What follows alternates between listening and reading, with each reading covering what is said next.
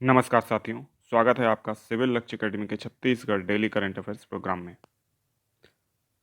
पहला प्रश्न है, बस्तर के किस स्थान से जैन तीर्थंकरों की पुरानी प्रतिमा एवं जिनालय प्राप्त हुए हैं?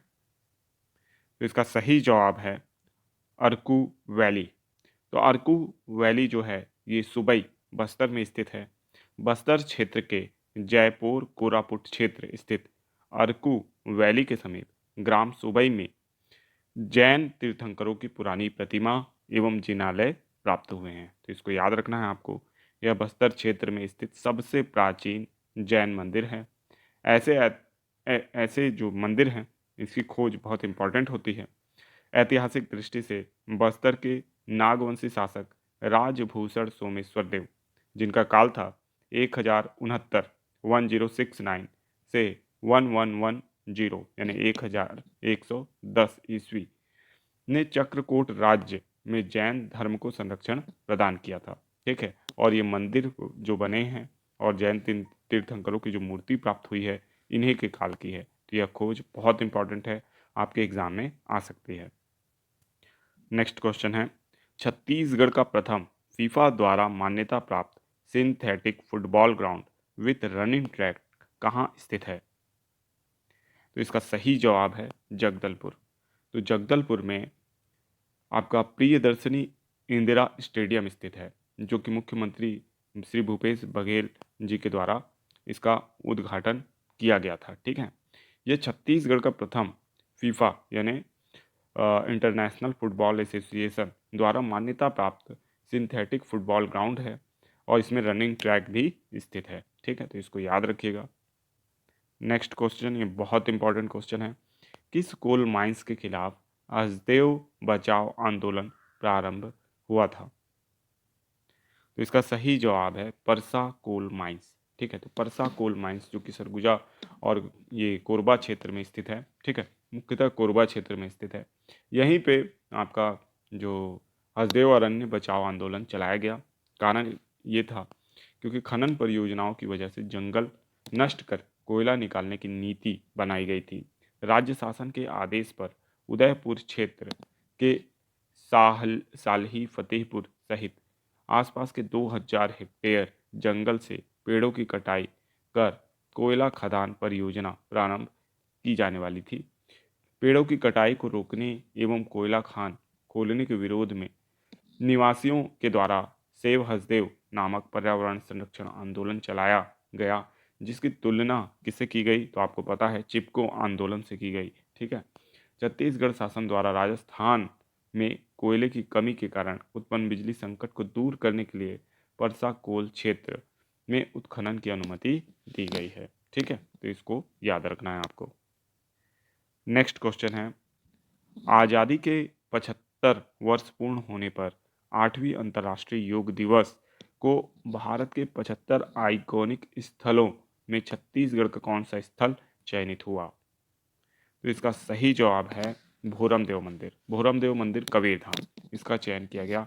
तो इसको बहुत अच्छे से याद रखना है। हालांकि ये काफ़ी पहले का क्वेश्चन है लेकिन बहुत इंपॉर्टेंट है आपके आगामी एग्जाम्स के लिए। ठीक है, तो 21 जून 2022 अंतर्राष्ट्रीय योग दिवस के अवसर पर कबीरधाम के प्रसिद्ध पर्यटन एवं पुरातात्विक स्थल भोरम देव मंदिर को देश के 75 आइकॉनिक स्थलों में शामिल कर लिया गया है। ठीक है, और भोरमदेव परिसर पर राष्ट्रीय स्तर के योग जो अभ्यास है उसका भी आयोजन कराया जाएगा। ठीक है, आज़ादी के 75 वर्ष पूर्ण होने पर अमृत महोत्सव मनाया जा रहा है और इस महोत्सव के में जो है 8वें अंतर्राष्ट्रीय योग दिवस को शामिल करने के उद्देश्य से संपूर्ण भारत में 75 आइकॉनिक स्थलों का चयन किया गया था। नेक्स्ट क्वेश्चन है, छत्तीसगढ़ का एकमात्र त्रिमुखी सूर्य प्रतिमा कहाँ से प्राप्त हुई है? तो इसका सही जवाब है बारसूर। तो बारसूर जिला दंतेवाड़ा से छत्तीसगढ़ की एकमात्र त्रिमुखी सूर्य प्रतिमा प्राप्त हुई है। बहुत ही इंपॉर्टेंट क्वेश्चन है। ठीक है, तो इसको भी याद रखना है आपको। अब अंतिम प्रश्न है जो आप लोगों के लिए है, इसका जवाब आपको देना है कमेंट बॉक्स में। छत्तीसगढ़ का प्रथम किसान स्कूल कहाँ खोला गया है? बारसूर, कुनकुरी, डोंगरगढ़ या बेहराडीह? ठीक है, तो इसका सही जवाब आप कमेंट बॉक्स में जरूर दीजिएगा। अब चलते हैं रिवीजन प्रश्नों की ओर। पहला प्रश्न है, कुसमी बिहान लाख किस वृक्ष से प्राप्त किया जाता है? इसका सही जवाब है बेर वृक्ष से।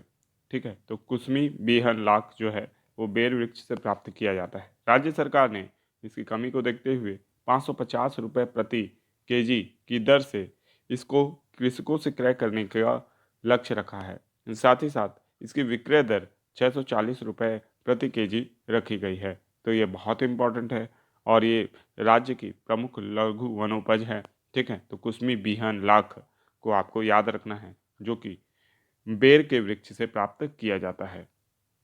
नेक्स्ट क्वेश्चन है, रंगीनी बिहन लाख किस वृक्ष से प्राप्त किया जाता है? तो इसका सही जवाब है पलास के वृक्ष से। तो पलास वृक्ष से रंगीनी बिहन लाख प्राप्त किया जाता है। इसे राज्य सरकार 275 रुपये प्रति केजी की दर से क्रय करेगी, जबकि 375 रुपये प्रति केजी की दर से विक्रय करेगी। ठीक है, तो इन दोनों ही फसलों को कुसमी बिहन लाख जो कि बेर से प्राप्त किया जाता है और रंगीनी बिहन लाख जो कि पलास वृक्ष से प्राप्त किया जाता है, इसके बारे में आपको याद रखना है। नेक्स्ट क्वेश्चन है, राज्य स्तरीय युवा महोत्सव का आयोजन कब से कब तक किया जाएगा? तो प्रत्येक वर्ष की तरह वर्ष 2023 में भी 12 से 14 जनवरी तक राज्य स्तरीय युवा महोत्सव का आयोजन 12 से 14 जनवरी को किया जाएगा। ठीक है, और ये युवा महोत्सव स्वामी विवेकानंद के जो जन्म दिवस रहता है 12 जनवरी, उसी के अवसर पर किया जाता है 12 से 14 जनवरी 2023। ठीक है, तो इसको याद रखना है।